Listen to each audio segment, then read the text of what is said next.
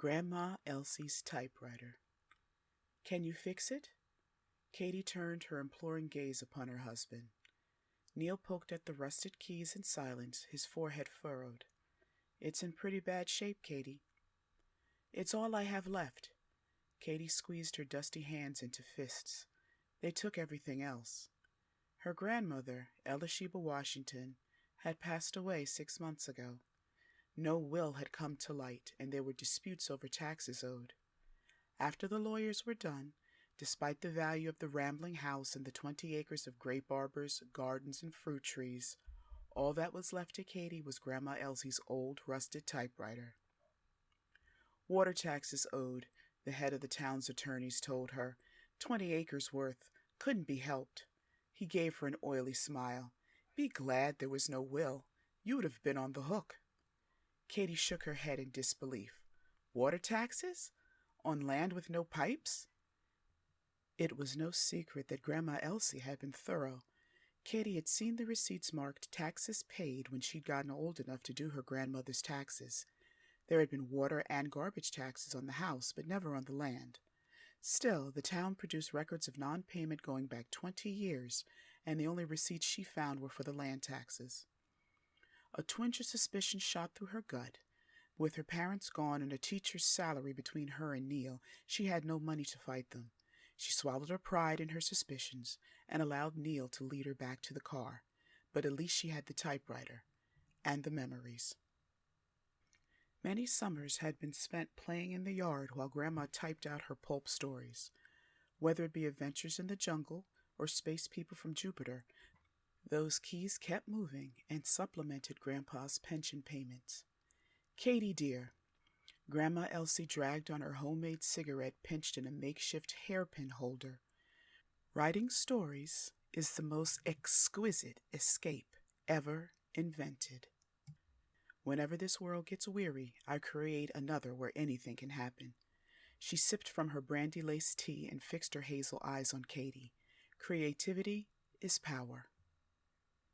Katie had listened, with widened eyes, fascinated by the romantic life of her grandmother. Days spent in front of a typewriter, building new worlds like a goddess. It became her dream, too. But now Grandma was dead, killed in a fall from the second floor to the first. The second floor, which she had stopped using after Katie graduated from college. I know my limits, Grandma told her. No more stairs for me. How had she fallen from the second floor? Now she looked to Neil to save the machine. What do you think? Neil nodded. It's doable. The breath whooshed out of her lungs. She sagged in the folding chair and released her fists. Thank you. After a few weeks of Neil's hard work and about a gallon of WD-40, Katie placed the refurbished typewriter in the corner of her office. She sat back and studied it. The antique machine gleamed in the afternoon light, casting a glow on the polished wood table where it sat. Katie could almost see Grandma Elsie hunched over the keys, a cigarette burning in the ivory ashtray, and a cup of brandy-laced tea at her elbow.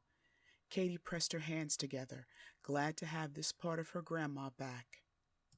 Late one night, Katie typed in erratic bursts on her laptop, trying to craft the proper ending for a story she planned to submit in the next few days.